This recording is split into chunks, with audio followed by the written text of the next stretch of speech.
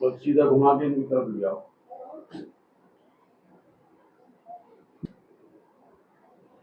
नमस्कार, मैं डॉक्टर लोकेश शर्मा, अधिवक्ता जिला एवं सत्र न्यायालय बुलंदशहर, पुनः आपके नवीन ज्ञानवर्धन के लिए उपस्थित हूँ। परसों जो हमने वीडियो बनाई थी, जो हमारे साथ में जिसमें एपीओ महोदय, सहायक अभियोजन अधिकारी श्री शिवम मिश्रा जी उपस्थित थे, उस पे जिस पे हमने चर्चा किया था सेक्शन 451 टू 457 सीआरपीसी पे, तो कुछ तकनीकी ऐसी प्रॉब्लम रही कि उसमें आवाज गुम हो गई किसी तकनीकी के कारण। तो आवाज के गुम हो जाने के कारण अधिकांशतः मेरा मानना है कि अधिकांशतः लोग उससे लाभान्वित नहीं हो पाए होंगे। तो मैं उसी बिंदु को संक्षेप में कुछ आपसे पुनः चर्चा के लिए उपस्थित हूं। तो उसी बिंदु पे हम 451 टू 457 पे चर्चा करेंगे।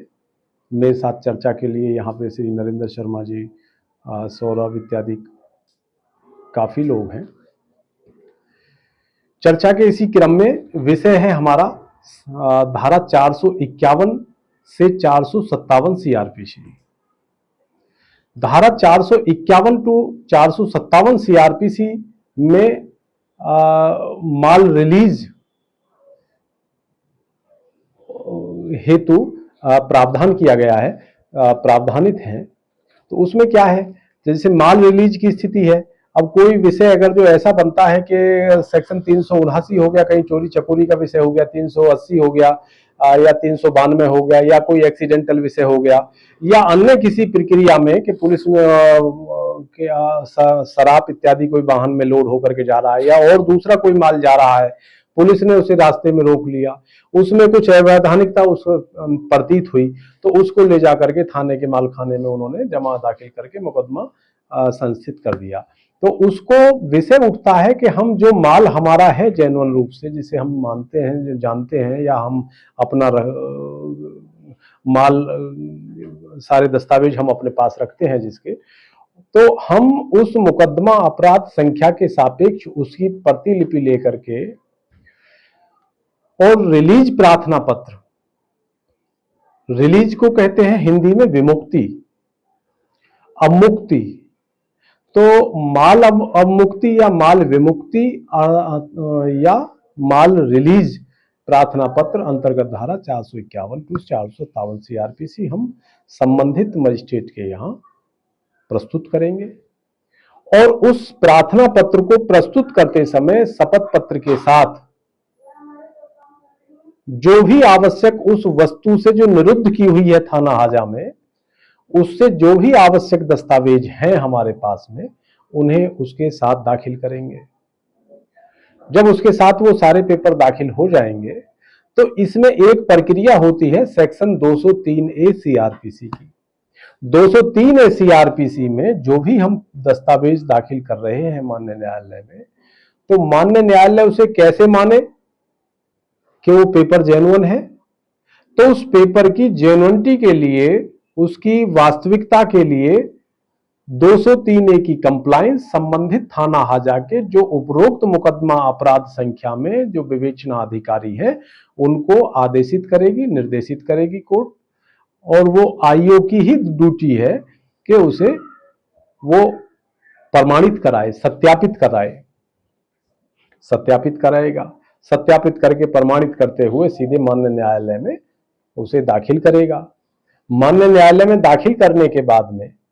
उस पर आर्गुमेंट होगा। आफ्टर आर्गुमेंट यदि पीठासीन अधिकारी महोदय को लगता है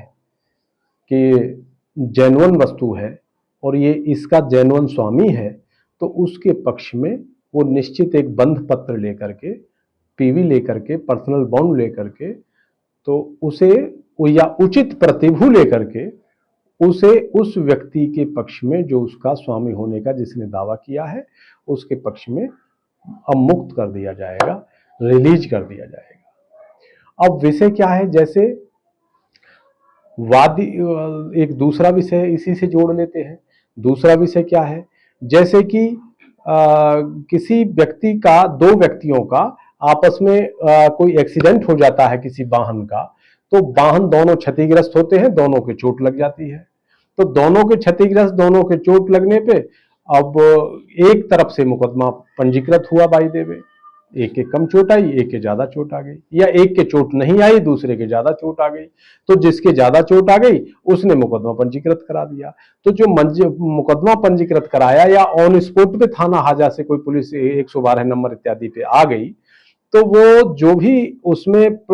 मोटरसाइकिल है या वाहन है या और कोई वस्तु है, उसे ले जाकर के तो मालखाने में दाखिल कर दिया जाता है थाना हाजा में, और वस्तु से अलग जो व्यक्ति होते हैं उन्हें ट्रीटमेंट के लिए भेज दिया जाता है। अब इसमें एक जो विशेष क्वेश्चन है, विशेष जो प्रश्न उठता है, विशेष प्रश्न ये है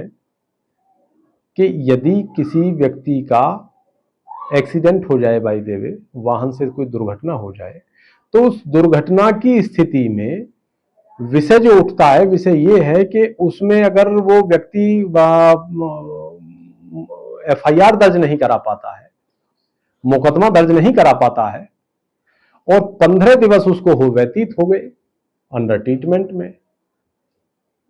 तो विषय उसको जो अंदर से दिक्कत महसूस कराएगा, वो ये कहेगा हमारी पता ना रिपोर्ट दर्ज होगी या नहीं होगी। तो उसमें संवैधानिक अधिकार है, ऐसा प्रावधान है माननीय उच्चतम न्यायालय की, सर्वोच्च न्यायालय की और माननीय उच्च न्यायालय के अनेक ऐसे विधान है, पारित हैं, कि वो ठीक होने के बाद में भी अपने प्रार्थना पत्र में उपरोक्त विषय को उल्लिखित करते हुए ये बताएगा कि मैं उस समय मेरी स्थिति ऐसी नहीं थी कि मैं मुकदमा पंजीकृत करा सकूं, अब मैं ठीक हुआ हूं, मेरा अंडर ट्रीटमेंट था, मैं अब मैं अपना मुकदमा लिखवाने आया हूं, इसलिए मेरा मुकदमा संबंधित धाराओं में दर्ज करके और विषय की विवेचना की जाए और मुल्जिमान के खिलाफ कार्रवाई की जाए।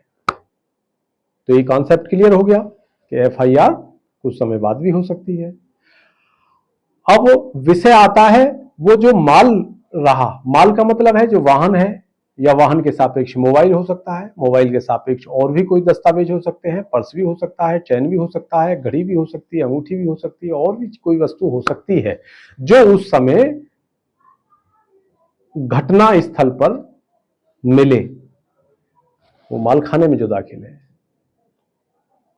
तो हमने अपने उपरोक्त माल के संबंध में समस्त दस्तावेज लगा करके, मींस वाहन ही मान लिया जाए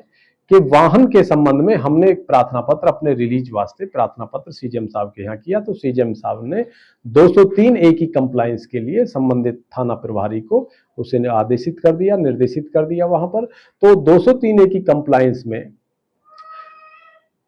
जो भी हमारी आरसी है उसका भौतिक सत्यापन, जो हमारा इंश्योरेंस है उसका भौतिक सत्यापन, दोनों तो ये 203 ए की कंप्लायंस में आ गया।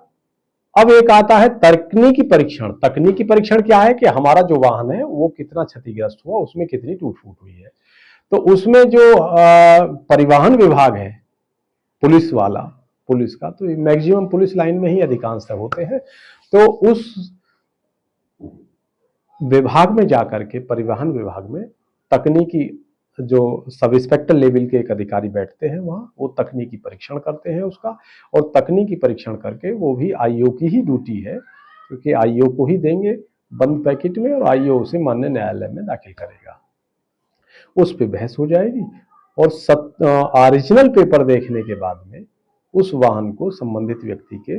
पक्ष में अवमुक्त कर दिया जाएगा। विषय आता है कभी कभी थाना प्रभारी या संबंधित जो आईओ है या संबंधित जो पुलिस के कर्मचारी, पुलिस के जो सिपाही इत्यादि या जो भी उस पे 112 नंबर पे लोग गए, उन लोगों के द्वारा कभी कभी वादी के वाहन को भी थाना हाजा में दाखिल कर लिया जाता है।